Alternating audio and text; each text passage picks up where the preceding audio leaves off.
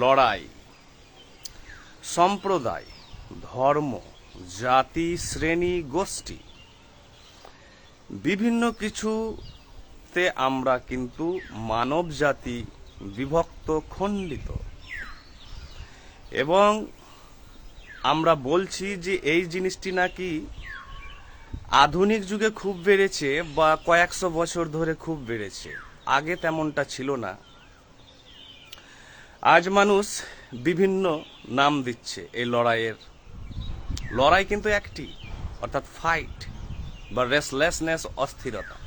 সেটা সাম্প্রদায়িক হতে পারে, ধর্মীয় হতে পারে, জাতিগত হতে পারে, বর্ণগত হতে পারে, বিশ্বাসগত হতে পারে, বিভিন্ন আইডিওলজিক্যাল হতে পারে, ডক্ট্রিন হতে পারে। তো আমরা বলছি আজ এটা খুব বেড়েছে, এরা খুব বেড়েছে, তারা খুব বেড়েছে, এটা করতে হবে, সেটা করতে হবে। তো এই লড়াই কেন? তো আমরা দুই ধরনের সত্যের জগৎ আছে। একটি হচ্ছে প্রাইমা ফেসি সত্য, অর্থাৎ প্রাথমিকভাবে দেখে হঠাৎ মনে হচ্ছে যে এটা, তাই এরা দায়ী, এদেরকে এইভাবে সরকার বা রাজনৈতিক নেতৃত্ব বা কায়েমি স্বার্থরা নিয়ন্ত্রিত করছে, তাই এইরকমটা ঘটছে। আরেকটি বৃহত্তর সত্য হচ্ছে যে যারা এই সমস্ত ডেটা, ইনফরমেশন, ইভেন্টস, অ্যাক্সিডেন্টস, ইনসিডেন্টসকে নিয়ে সার্বিকভাবে মূল্যায়ন করে একটি বৃহত্তর সত্যে উপনীত হওয়ার চেষ্টা করে।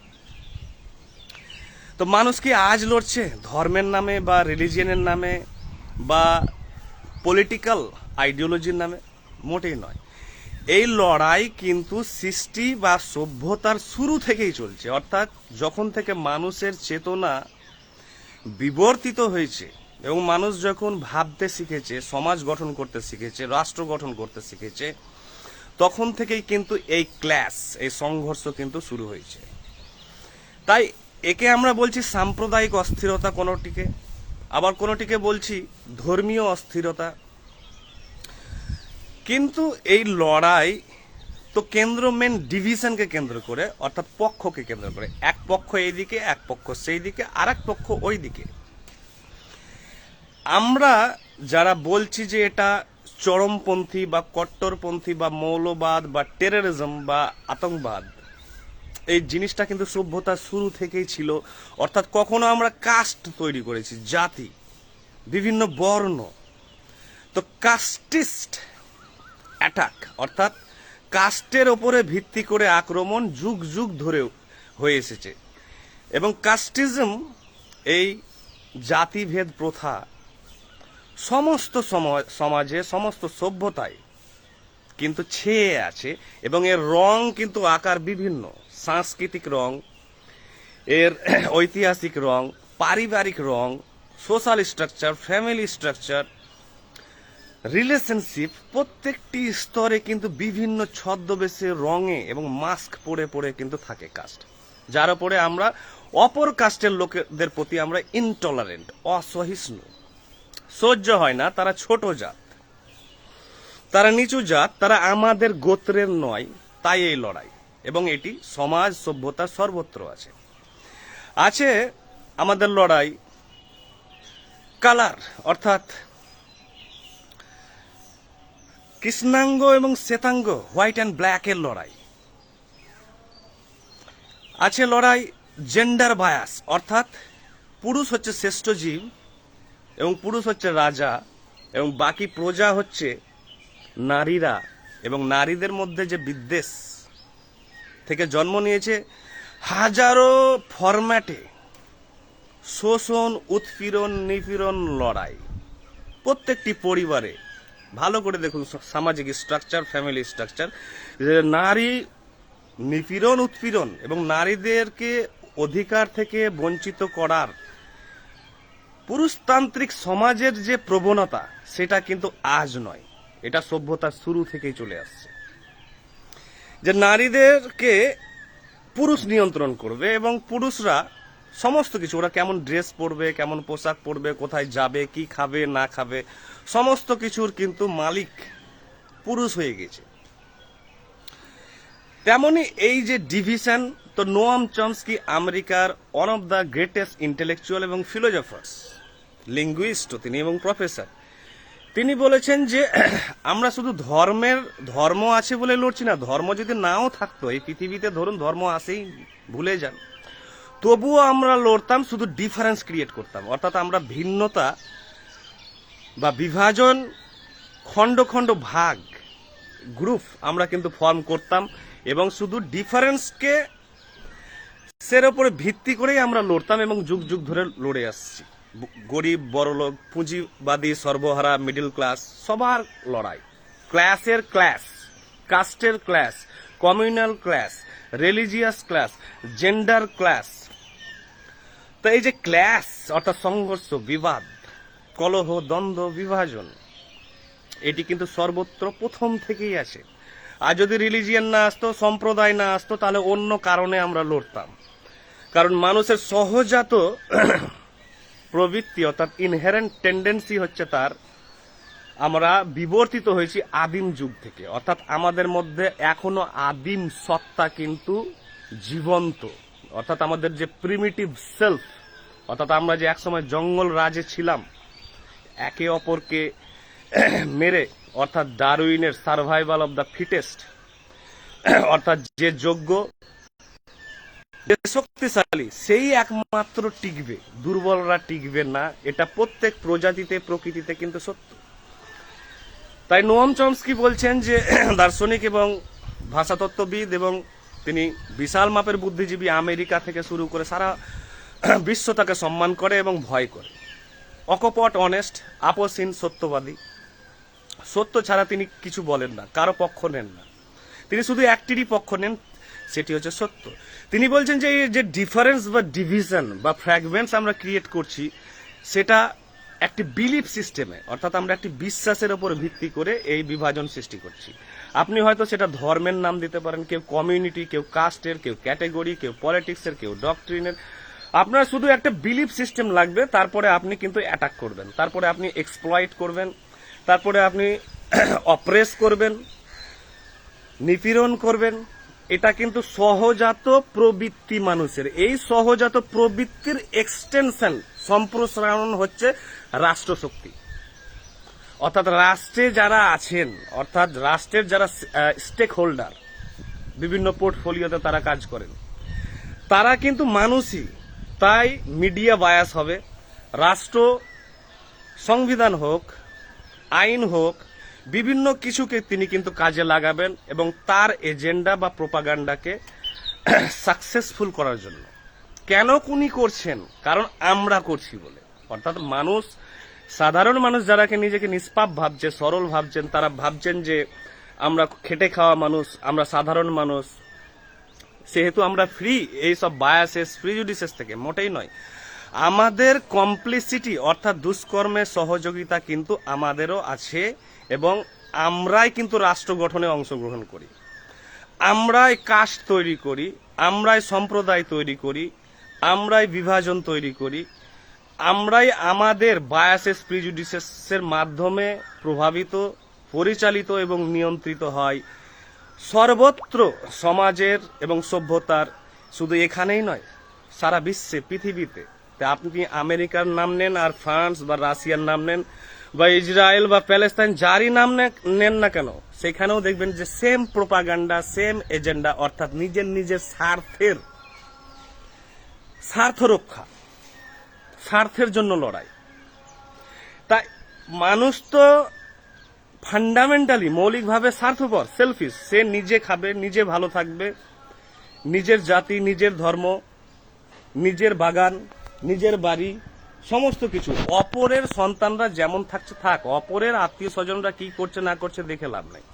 এই যে আমাদের আইসোলেশনিস্ট টেন্ডেন্সি, আমরা একাই ভালো থাকব, এই ধারণা কিন্তু মানুষের সভ্যতা শুরু থেকে। অপররা খারাপ, অপরদের মধ্যে হাজারো ত্রুটি আছে। তাই নোয়াম চমস্কি বলছেন যে এই ডিফারেন্সেস আমরা সৃষ্টি করবই, দিয়ে তারপরে নারীর ওপরে আমরা উৎপীড়ন করব। আমরা কাস্টের নামে, জাতির নামে ছোট জাতি বা অমুক জাতি বা এই জাতি, বিভিন্ন জাতিকে আমরা টার্গেট করব, নিন্দা করব, অবজ্ঞা করব। ক্লাস অর্থাৎ গরিব, বড়লোক, মধ্যবিত্ত, এইখানে সংঘর্ষ চলবে।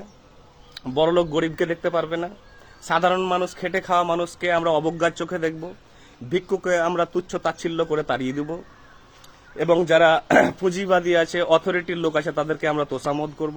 এটা সহজাত আমাদের বেসিক নেচারে, ফান্ডামেন্টাল নেচারে, কারণ এগুলো হচ্ছে জিনেটিক্স অফ মিউটেশন, যুগ যুগ ধরে চলে আসছে। তাই যদি আজ ধর্ম নাও থাকতো তাও আমরা লড়তাম, যদি আজ পলিটিক্যাল ডিভিশন না থাকতো তাও আমরা লড়তাম, কারণ মানুষের টেন্ডেন্সি হচ্ছে ডিভাইসিভ, অর্থাৎ বিভাজনকারী। তাই আমরা যে লড়ছি এবং বলছি যে পক্ষ বিপক্ষ অমুক ধুমুক নাম, আপনি নাম যাই দেন, রিলিজিয়ন দেন, কমিউনিটি দেন, যাই নাম দেন, আপনি ডানপন্থী বলুন, বামপন্থী বলুন, আমরা এগুলো সৃষ্টি করবই। এবং সভ্যতা, ইতিহাস তার জ্বলন্ত প্রমাণ, যুগ যুগ ধরে হয়ে এসেছে আমাদের ইম্পেরিয়ালিস্ট সাম্রাজ্যবাদী চিন্তাভাবনা। সাম্রাজ্যবাদী চিন্তাভাবনা মানে অপরকে ডোমিনেট করো, অপরের get the upper hand of others and then exploit them, তারপরে তাদেরকে শোষণ করো নানান রঙে নানান রূপে। তাহলে দেখছেন যে নারী উৎপীড়ন, নারী শোষণ, কাস্টের নামে শোষণ উৎপীড়ন থেকে বিবাহ হয়, দেখুন কাস্ট কতভাবে দেখা হয়, গোত্র কিভাবে দেখা হয়। তার মানে কি আমাদের মাইন্ড হচ্ছে কাস্টিস্ট।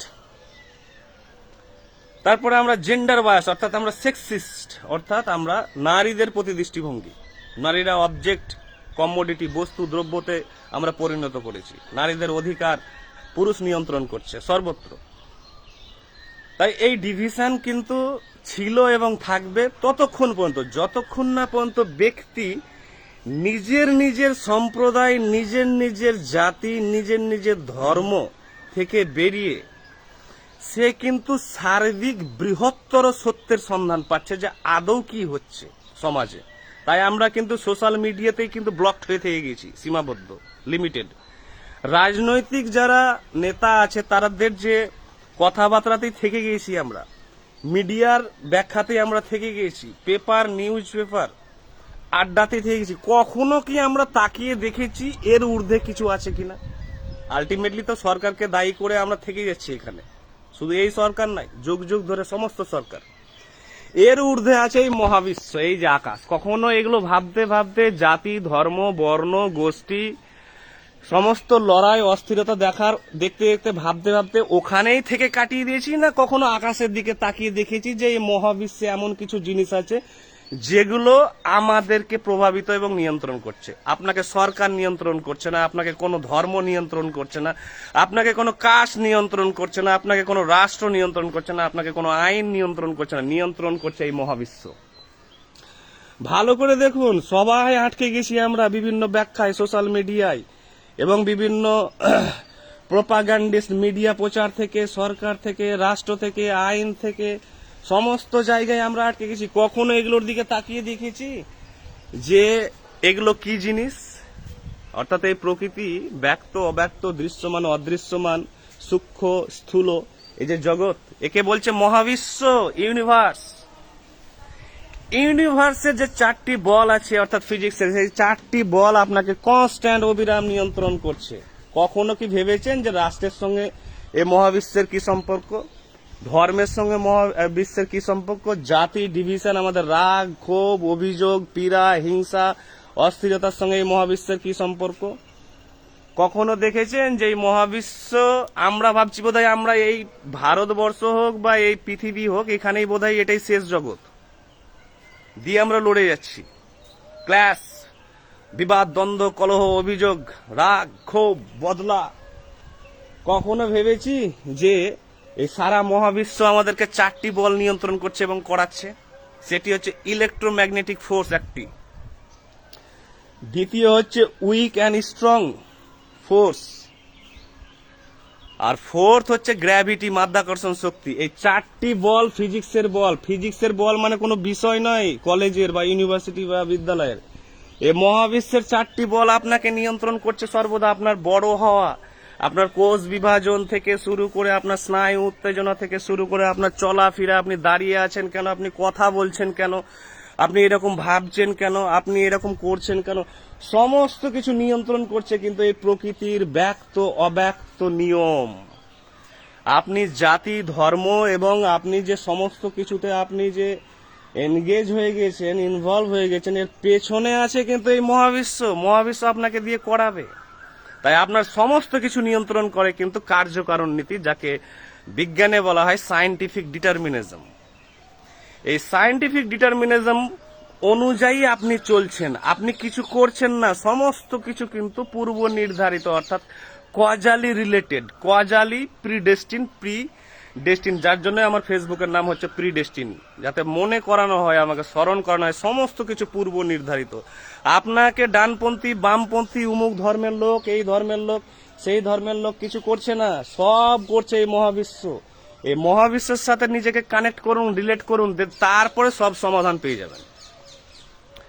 অর্থাৎ এই যে কার্যকারণ নীতি আমাদের জীবনে, আমাদের প্রত্যেকটি থট, চিন্তন, স্মৃতি, মেমোরি, সমস্ত কিছুকে নিয়ন্ত্রণ করছে কিন্তু এই প্রকৃতি। সরকার নিয়ন্ত্রণ করছে না, কোনো ধর্মীয় লোক নিয়ন্ত্রণ করছে না, কোনো গ্রুপ, কোনো জাতি নিয়ন্ত্রণ করছে না, সব নিয়ন্ত্রণ করছে এই মহাবিশ্ব। এই মহাবিশ্বকে যদি বুঝতে না পারেন, তাহলে রাষ্ট্র খেলা বুঝতে পারবেন না, ধর্মীয় খেলা বুঝতে পারবেন না, জাতির খেলা বুঝতে পারবেন না। আপনি থেকে যাবেন লিমিটেড, সীমাবদ্ধ, শুধু একটি সামাজিক বক্সের মধ্যে, একটি ধর্মীয় বক্সের মধ্যে, একটি রাষ্ট্রের বক্সের মধ্যে থেকে যাবেন।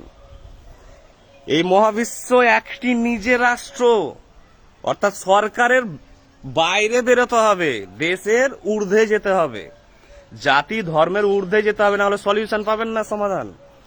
অর্থাৎ আমরা সরকারে এসে থেমে গেলাম, সরকার পাল্টাও, দল পাল্টাও, কোনো সমাধান হবে না। সরকার যে সরকারই আনুন, আপনি এই অস্থিরতা পাচ্ছেন এই সরকারে, আগামীতে সরকার যে আসবে, সেটা যেখানেই আসুক, আপনি আর এক ধরনের সমস্যা পাবেন, প্রবলেম পাবেন, কনফ্লিক্ট পাবেন, বিবাদ পাবেন। কেন হচ্ছে? একই জিনিস তো। এটা নাম দেওয়া হয়েছিল ধর্ম, তখন বলবে যে কাস্ট, বা অন্য সময় বলবে যে জেন্ডার, আর অন্য সময় বলবে যে ফরেন পলিসি। এগুলো কেন হচ্ছে? এগুলো সরকার, বা এগুলো নয়, সরকার জাস্ট একটা সামান্য উপাদান এই মহাবিশ্বের। সবচেয়ে বড় সরকার হচ্ছে এই প্রকৃতি, গভর্নমেন্ট, সবচেয়ে বড় গভর্নমেন্ট, সবচেয়ে সুপ্রিম গভর্নমেন্ট এই মহাবিশ্বের সমস্ত লজ হচ্ছে সে চালাচ্ছে।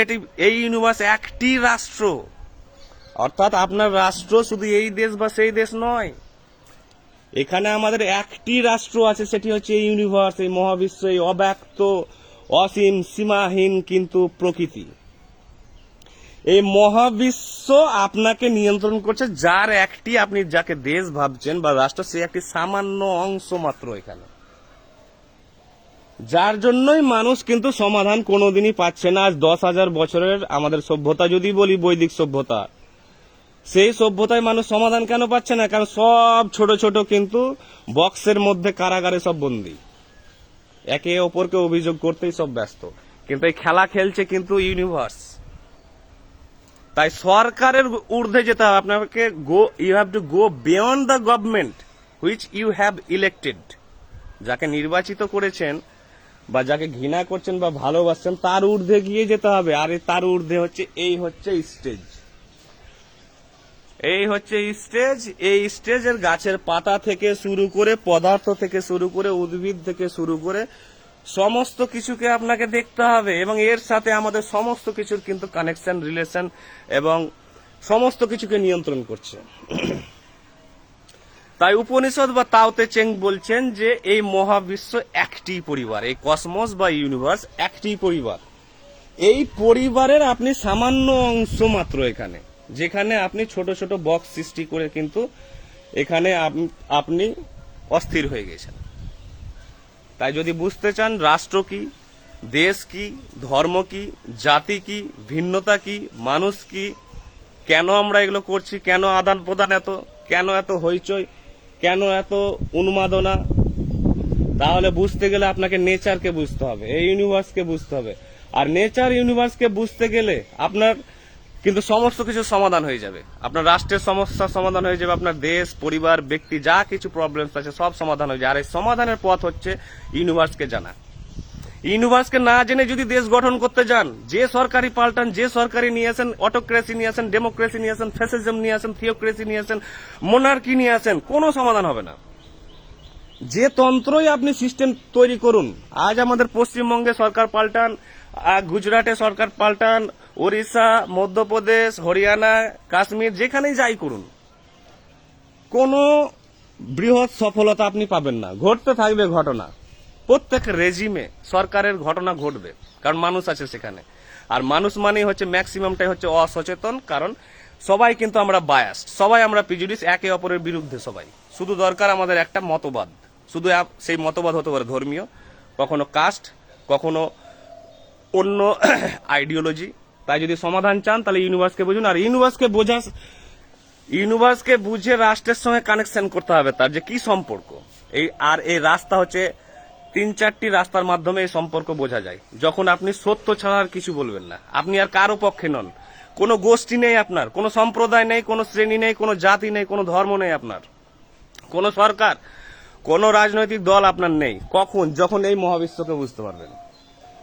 আর এই মহাবিশ্বকে বোঝার পথ হচ্ছে গভীর থেকে গভীরতম নীরবতা, মেডিটেশন, ধ্যান, নির্জনতা, একাকিত্ব, আত্মসমীক্ষা, মনন, অন্তর্দর্শন, রেট্রোস্পেকশন, অর্থাৎ সার্ভেইং দ্য পাস্ট। যখন আপনি এই জগতে শুরু করলেন, তখন আপনার পুরোপুরি সম্পূর্ণ পূর্ণাঙ্গ সত্য দেখতে পাবেন যে মানুষ সব ভ্রমের কারাগারে বন্দী, এবং সব অন্ধকার কারাগারে বন্দী বিভিন্ন মতবাদ, বিভিন্ন বিশ্বাস, বিভিন্ন প্রবণতা নিয়ে সব নিজের নিজের ভ্রমের জালে সব আবদ্ধ, জড়িয়ে গেছে।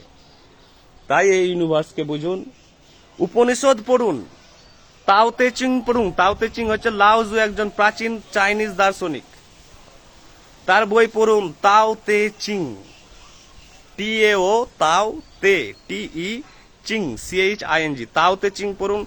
উপনিষদ পড়ুন, ওয়েস্টার্ন ফিলোজফার দার্শনিকদের পড়ুন, পারমেনিডিস থেকে শুরু করে হাজারো দার্শনিক এসেছে, পড়ুন। ইস্টার্ন ফিলোজফি পড়ুন, অর্থাৎ ভারতীয় স্বরদর্শন পড়ুন, কপিল মুনি পড়ুন, বেদান্ত দর্শন পড়ুন। এগুলো এসেছে আপনাকে মুক্ত করতে, মুক্তি দিতে, সমস্ত বিবাদ, কলহ, অন্ধকার থেকে, পীড়া থেকে, হতাশা থেকে, বিবাদ থেকে, কলহ থেকে আপনাকে মুক্তি দিতে এসছে। যেদিন আপনি এদের কথা 10,000 বছর আগে বলা হয়েছে, কেউ পড়েনি, কেউ শুনে না এদের কথা, সবাই ভাবছে আমি ঠিক, আমি যেটা বুঝছি আমি ঠিক বলেই সব ভুগছে চারিদিকে। তাই এত পুনর্জন্ম, এই মহাবিশ্বও পুনর্জন্ম নিয়ে যাচ্ছে হু হু করে, মানুষেরও পুনর্জন্ম হয়ে যাচ্ছে, এবং সমস্ত উদ্ভিদ, প্রাণী, কীট পতঙ্গ থেকে শুরু করে সবার পুনর্জন্ম হয়ে যাচ্ছে। কেউ বলে যে পুনর্জন্ম সত্য না মিথ্যা। পুনর্জন্ম সত্য না মিথ্যা আপনি 10 বছর কাটাতে হবে আপনাকে, গবেষণা করে, অন্বেষণ করে, তাহলে আপনি সন্ধান পাবেন। শুধু তর্ক করে আর শুধু পক্ষে বিপক্ষে গিয়ে হবে না, অন্বেষণ করতে হবে। তাই গৌতম বুদ্ধ বলছে কোনো কিছু মেনো না, যে গড আছে কি নেই, আস্তিক নাস্তিকে যেও না, তুমি খুঁজে বের করো তোমার অন্বেষণে যে কোনটা সত্য, what is true for you. J Krishnamurti, one of the greatest philosophers of the world, J Krishnamurti বলছেন যে কারো আইডিওলজি, ধারণা, বিশ্বাস নিও না, ওগুলো তো এঁটো, অপরের খাওয়া জিনিস, অপরের মতবাদ, ওটা তো কার্ল মার্কসের মতবাদ। তুমি তোমার সত্য আবিষ্কার করো, তোমার সত্য ভিন্ন, তুমি আলাদা কিছু দেখতে পাবে। তাই প্রত্যেকের আইডিওলজিতে সবাই আটকে গিয়ে গ্রুপ ফর্ম করে ফেলেছে, সম্প্রদায় ফর্ম করে ফেলেছে, সব গঠন করে ফেলেছে, দিয়ে সব ভুগছে অস্থিরতায়। যেদিন এই ইউনিভার্সকে উপনিষদের মাধ্যমে বুঝবেন, তাও তে চিং এর মাধ্যমে বুঝবেন, হাজারো ফিলোজফি আছে, অর্থাৎ অদ্বৈত বেদান্ত থেকে কপিল মুনির সাংখ্য ফিলোজফি, এবং হাজারো প্রাচীন দর্শন আছে গ্রিসের, রোমের। যখন শুরু করবেন, রিলিজিয়ান পড়ুন, ধর্মগ্রন্থ, সঙ্গে পড়ুন বিজ্ঞান, তার সাথে পড়ুন দর্শন, যত বিশ্বের দর্শন আছে, প্রাচীন, মধ্যযুগীয় থেকে আধুনিক, এবং সাথে কঠোর থেকে কঠোরতর, তীব্র থেকে তীব্রতর নীরবতা, ধ্যান, মনন। এই জগতে যদি না ঢোকেন, সত্যের জগতের সন্ধানই পাবেন না, শুধু লড়তে থাকবেন। বাহ্যিকভাবে যা দেখতে পাবেন সেটাই সত্য বলে মনে হবে, আর এই পক্ষে একবার যাবেন, একবার সেই পক্ষ যাবেন, একবার মনে হবে যে উনি সত্য বলছেন, একবার বলছেন ইনি সত্য বলছেন। আর এইভাবে ইউটিউব দেখুন, সোশ্যাল মিডিয়া দেখুন, দিয়ে মানসিকভাবে সব অস্থির হয়ে যান। যদি প্রকৃত সত্য চান, যে সত্যের কোনো পক্ষ নেই, সম্প্রদায় নেই, রিলিজিয়ান নেই, সেই সত্য হচ্ছে এই মহাবিশ্বের চূড়ান্ত সত্য। এই সত্যকে জানতে গেলে আপনাকে কিন্তু পড়াশোনা, গবেষণা, ধ্যান করতে হবে। Thank you.